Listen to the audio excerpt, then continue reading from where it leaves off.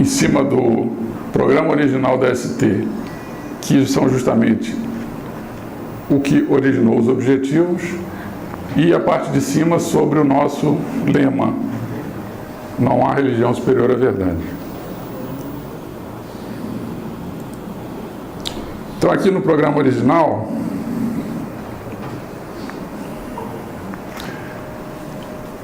porque é importante que a Sociedade Teosófica mantenha-se fiel a seu programa original. Vamos ver como é que a Blavatsky responde a isso.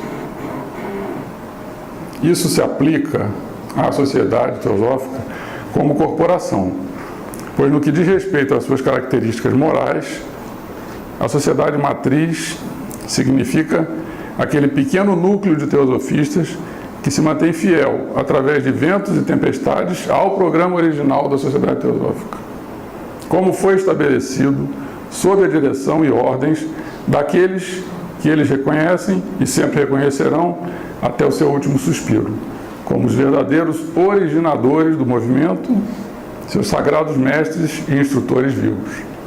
Também está no Collected Writings isso aí. Então a importância da gente ficar sempre ligado no programa original.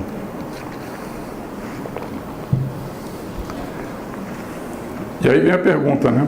Isso foi escrito no 1880, não sei que ano exatamente. Mas os mestres ainda estão vivos até hoje, em 2015? Uma boa pergunta, né? Então vou perguntar algumas citações aqui. Quem são, enfim, esses que você chama de seus mestres?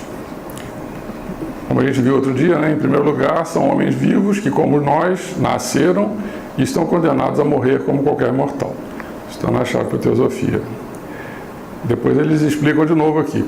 Essa também nós já vimos essa passagem. Quanto a nós, podemos dirigir o movimento e guiar os esforços e o movimento em geral. Embora separados do seu mundo de ação, nós não estaremos inteiramente afastados dele enquanto a Sociedade Teosófica existir.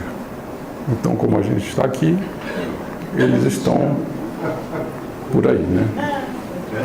Ou por aqui. E agora uma explicação sobre a idade dos mestres, né? Isso está no Collected Writings também. Ela, apresentando uma fotografia, alguém estava entrevistando a Blavatsky, ela falou isso, né? Este é o meu mestre, disse ela, a quem chamamos de Mahatma Maurya. Eu tenho a foto dele aqui. Perguntei, quem estava entrevistando fala, né? Perguntei algo a respeito da idade dele. Isso foi em 1887, tá? Essa entrevista. Perguntei algo a respeito da idade dele. Ela respondeu: meu caro, não posso dizer com exatidão, pois não sei. Mas posso contar a você o seguinte: eu o conheci quando tinha 20 anos, em 1851. Ele era um homem jovem, no auge de sua força. Agora eu sou uma mulher velha, 87, né? Ela já tinha, estava 2 anos antes da morte dela, né? Não, 4 anos antes. 4 anos antes. Agora eu sou uma mulher velha, mas ele não está nem um só dia mais velho. Ele ainda está no auge da masculinidade. Isso é o que eu posso dizer. Você pode tirar suas próprias conclusões. E aí, cada um de nós aqui também tire suas conclusões aí, tá? Bom, aí a gente falou do programa original, né? Quais são os aspectos gerais desse programa original? Aí a Blavatsky mesmo explica. Para não deixar qualquer equívoco, temos de lembrar aos membros da Sociedade Teosófica a origem da sociedade em 1875. Enviada aos Estados Unidos em 1873, com o propósito de organizar um grupo de trabalhadores em um plano psíquico. 2 anos depois, ela já chegou com o plano de abrir em 75, né? Como exatamente aconteceu, né? Esta escritora, Blavatsky, né, recebeu ordens de seu mestre e instrutor para formar o núcleo de uma sociedade regular, cujos objetivos foram estabelecidos de modo geral como se segue. Primeiro, fraternidade universal. Segundo, os membros não deverão fazer nenhuma discriminação entre raças, credos ou posições sociais, mas todo membro terá de ser julgado e tratado segundo seus méritos pessoais, né? Então a gente vê que esses dois primeiros delineamentos que foram feitos se transformaram no nosso primeiro objetivo ali, né? Terceiro, estudar as filosofias do Oriente, principalmente as da Índia, e apresentá-las gradualmente ao público em várias obras que interpretarão as religiões exotéricas à luz dos ensinamentos esotéricos, né? Então aqui é a popular e aqui é a parte mais interna, né? E o quarto, que vai exatamente ao encontro do que a Isis colocou no primeiro dia aqui, né, que ela falou sobre os ensinamentos têm que ser destrutivos e construtivos. O que tem que ser destruído? No caso, desconstruído seria melhor, né? Ele vai citar 3 aqui: materialismo, dogmatismo e superstição. Então, a quarta orientação foi se opor ao materialismo e ao dogmatismo teológico de todas as maneiras possíveis, demonstrando a existência de forças ocultas na natureza, desconhecidas da ciência, e a presença de poderes psíquicos e espirituais no homem, tentando ao mesmo tempo ampliar as ideias dos espíritas, mostrando-lhes que existem muitas outras forças em ação na produção de fenômenos além dos espíritos dos mortos. A superstição tem que ser desmascarada e evitada. E as forças ocultas, benéficas e maléficas, que sempre estão ao nosso redor, se manifestando de várias maneiras demonstradas, da melhor maneira que pudermos, tal era o programa em seus aspectos gerais. Então essa questão da demonstração é muito importante, porque a demonstração é que tira qualquer caráter dogmático, porque quando você entende uma coisa que foi demonstrada para você, aquilo não é mais dogma, você entendeu e digeriu, né? Tem todo um aspecto também didático que o mestre coloca, que a gente tem que digerir lentamente toda essa informação, por isso ela está colocada de uma forma, às vezes, aparentemente confusa, em vários locais diferentes, mas é porque é justamente para a gente poder ir pensando uma parte aqui, outra ali, e ir digerindo devagar. Porque também acho que foi a Isis que colocou que se não bastaria fazer um manual já com tudo, a gente não ia conseguir digerir aquilo tudo. Então foi propositadamente colocado, espalhado, para a gente ir garimpando e ir digerindo aos poucos esse conteúdo. Bom, e sobre essa terceira orientação que o mestre Moria deu para Blavatsky, é por que um dos objetivos é estudar essas filosofias da Índia, né? Então aqui tem uma passagem também das cartas que ele explica que a Índia, os egípcios foram parte integrante da nossa própria estirpe caucasiana. Olhando para esses últimos e para a Índia, havendo alcançado a mais alta civilização e ainda o mais alto conhecimento, ambos caíram. A Índia como um dos primeiros e mais poderosos ramos da raça-mãe e composta de um certo número de sub-raças, dura até os tempos atuais e luta por tomar, uma vez mais, seu lugar na história algum dia. Então essa questão de ter sido um dos primeiros e mais poderosos, ela recebeu o mais alto conhecimento. Então isso ficou registrado nas doutrinas indianas. E agora eu vou abrir aqui, rapidamente eu vou passar nesse aqui, que são algumas detalhamentos daqueles 3 pontos de se opor ao materialismo, ao dogmatismo e às superstições, né? E aqui também tem uma orientação importante para a gente, tá? Os ocidentais, que ele sobre o que esperam de nós, ela vai falar aqui. Ele, né, o mestre Kuthumi aqui que vai falar. Essa é, infelizmente, a limitação da mente ocidental. Mesmo as frases que expressam o pensamento moderno foram desenvolvidas até tal ponto na linha do materialismo prático que atualmente é quase impossível, tanto para os ocidentais compreendermos, quanto para nós expressarmos nos seus idiomas algo dessa maquinária delicada e aparentemente ideal do cosmo oculto. Agora a orientação aí. Em uma pequena medida, essa percepção pode ser adquirida pelos europeus ocidentais, né, através do estudo e da meditação, mas não mais do que isso. Então, esse materialismo prático, eu fui ver exatamente o que era isso. uma doutrina segundo a qual a saúde, o bem-estar, a riqueza e o prazer devem ser tidos como os interesses fundamentais da vida, né? Então a gente se identifica bem com isso, né? E aí, dogmatismo, o segundo ponto. Por que se opor ao dogmatismo? A primeira pergunta, então, é o que é um dogma, né? A gente tem que se opor a isso, vamos entender. Dogmatizar é atribuir às suas afirmações o valor de verdades indiscutíveis. Aí um exemplo. Meu professor antes dogmatiza do que dialoga. Eu acho que esse exemplo dá o antídoto, né? A gente dialogando não está dogmatizando, né? Então você colocando, e a liberdade de pensamento entra nesse diálogo, para cada um poder colocar, não entendi, isso aí está esquisito. Não, você tem todo o direito, que é o que a gente tem aqui dentro da sociedade teosófica, né? Poder dialogar com cada coisa que for apresentada.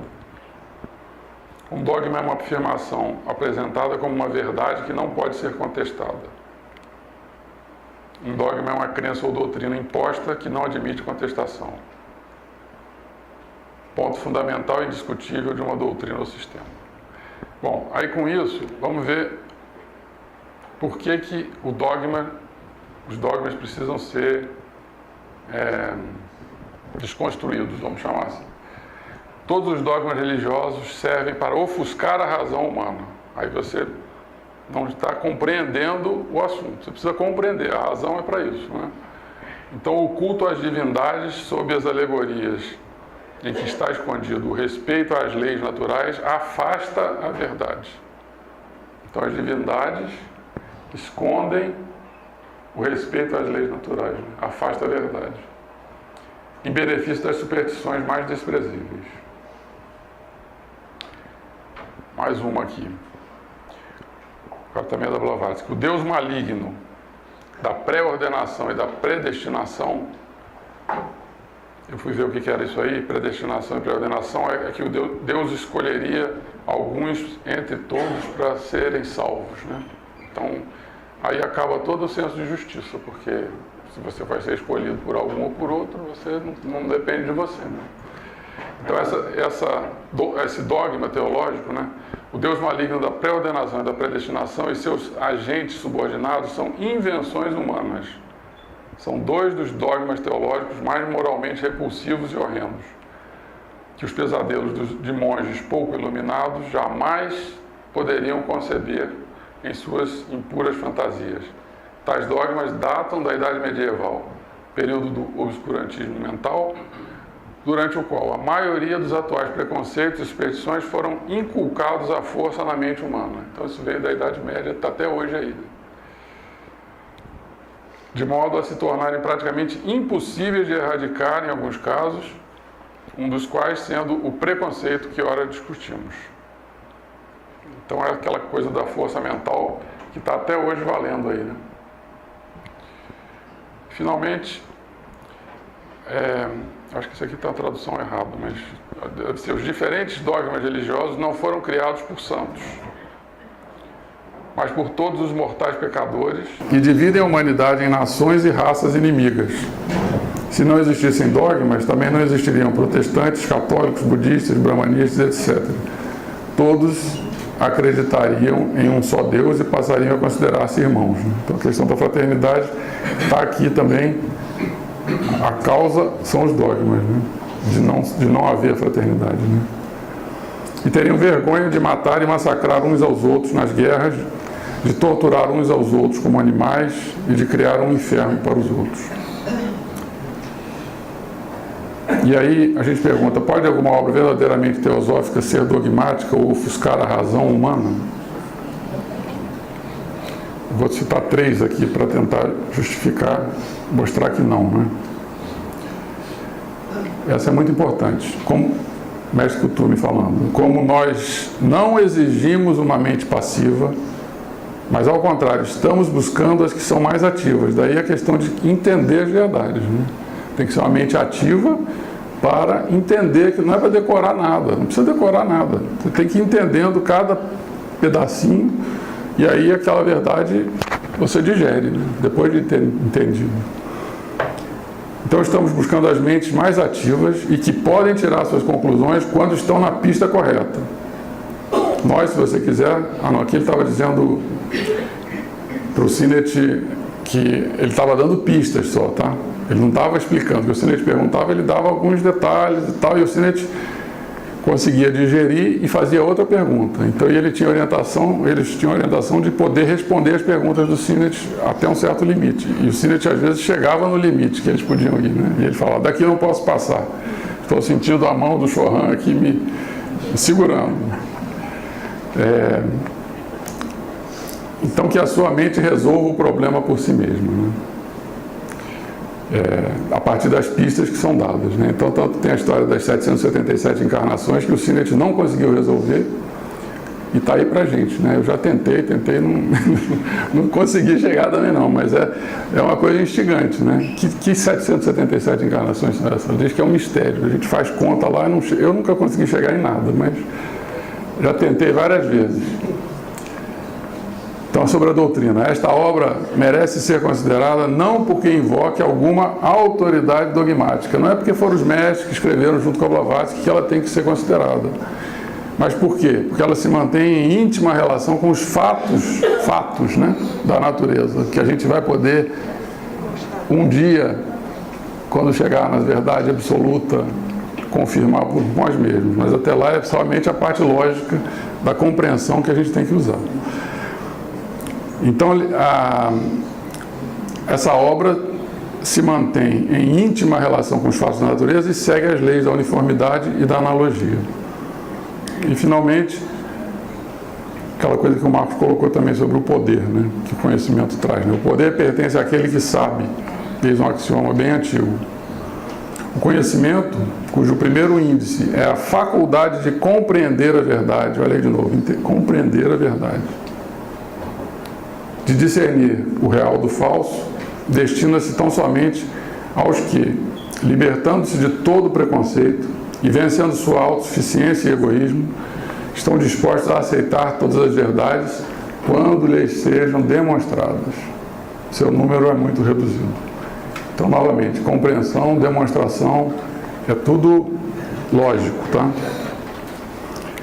E, finalmente, aqui, 5 minutos, está difícil, vamos lá. Porque a sociedade deve desmascarar as superstições. Então, essa aqui eu vou seguir mais um pouco. Superstição, só o conceito. Crença em relação. Superstição é a crença em relações de causa e efeito que não se adequam à lógica formal, não fazem sentido. Ou seja, contrárias à racionalidade. Isso é uma superstição.